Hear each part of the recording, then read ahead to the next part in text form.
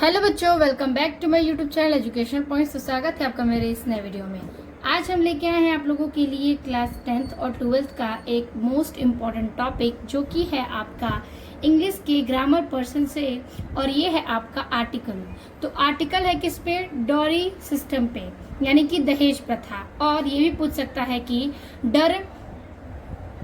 डरमेरिट्स of dowry system, यानी दहेज प्रथा के अवगुण या दोष। ठीक है, तो हम इसके बारे में, दहेज प्रथा के बारे में देखेंगे आज के आर्टिकल्स में। यानी आपको आर्टिकल्स लिखने होते हैं 200 शब्दों में या फिर 250 शब्दों में, और ये आपके 10 नंबर के क्वेश्चन पूछे जाते हैं।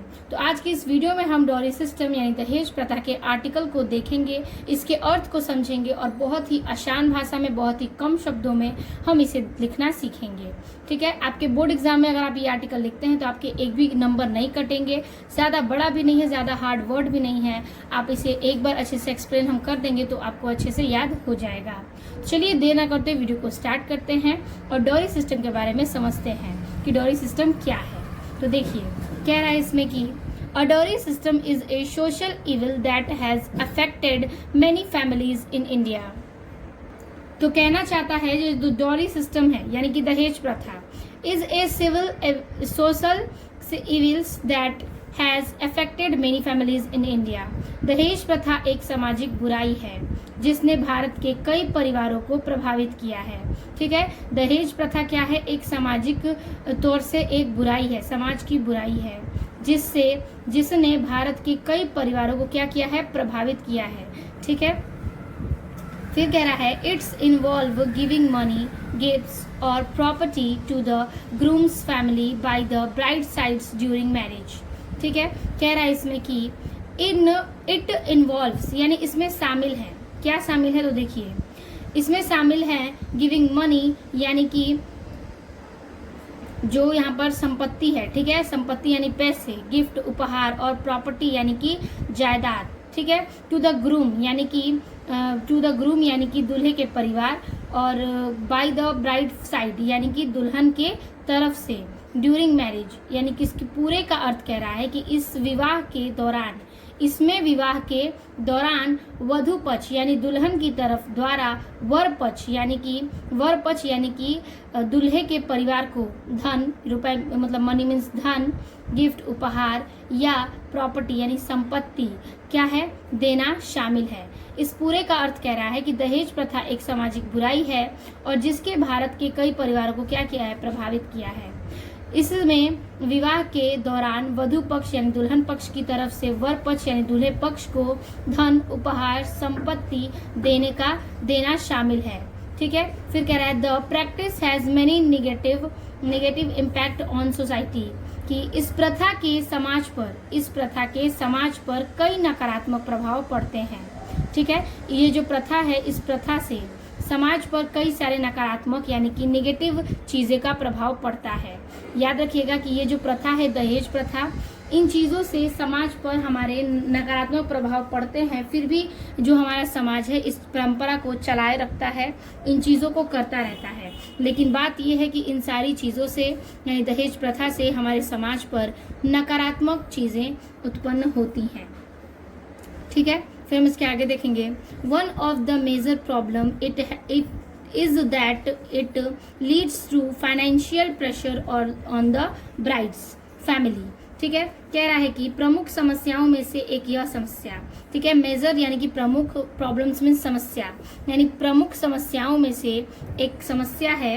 ठीक है, प्रमुख समस्याओं में से यह एक है। ठीक है, ये जो दहेज प्रथा है वो कई सारी समस्याओं में से एक है।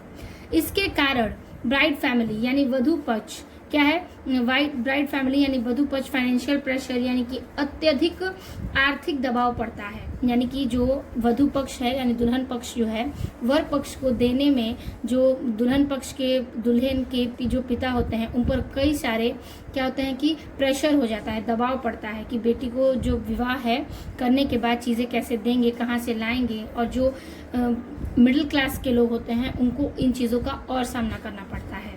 तो प्रमुख समस्याओं में से हमारे समाज में ये एक प्रमुख समस्याओं में से एक है, और इसके कारण वधु पक्ष में अत्यधिक आर्थिक दबाव पड़ता है, अत्यधिक विपत्ति यानी कि आर्थिक प्रभाव भी पड़ता है। Many families fall into debt trying to meet the high demands of dowry. दहेज की ऊंची मांगों को पूरा करने की कोशिश में कई परिवार जो है वो कर्ज में डूब जाते हैं। ठीक है, ये जो दहेज की मांग है इसको पूरी करने के लिए जो वधु पक्ष के यानी कि दुल्हन के पक्ष के जो पिता होते हैं यानी कि दहेज की इस ऊंची मांग को पूरा करने में की कोशिश में कई परिवार क्या होते हैं, कर्ज में डूब जाते हैं। क्या होते हैं कि कर्ज में डूब जाते हैं। फिर कह रहा है it also lead to discrimination against women. ठीक है, यह महिलाओं के खिलाफ it also leads to discrimination against women, यह महिलाओं के खिलाफ भेदभाव को भी बढ़ाता है। ठीक है, महिलाओं के खिलाफ क्या करता है, ये भेदभाव को और अधिक बढ़ाता है।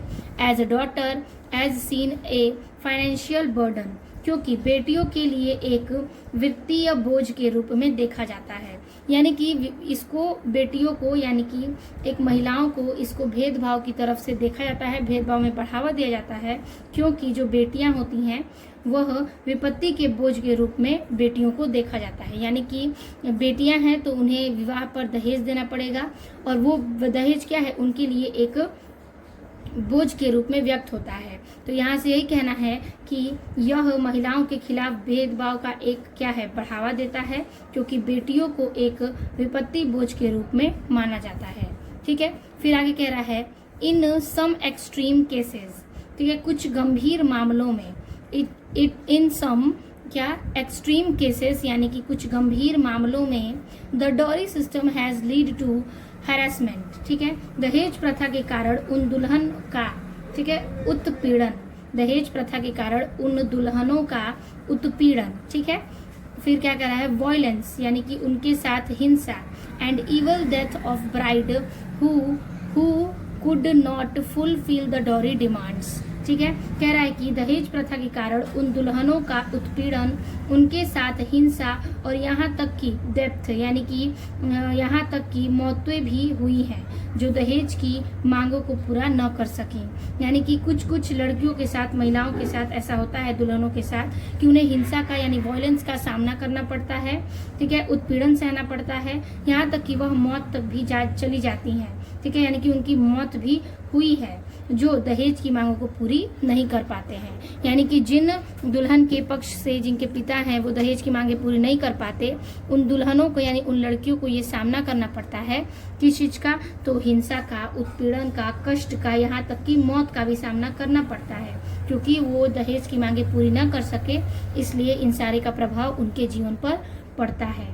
ठीक है, This has created an unsafe environment for women and has affected their dignity and self-worth.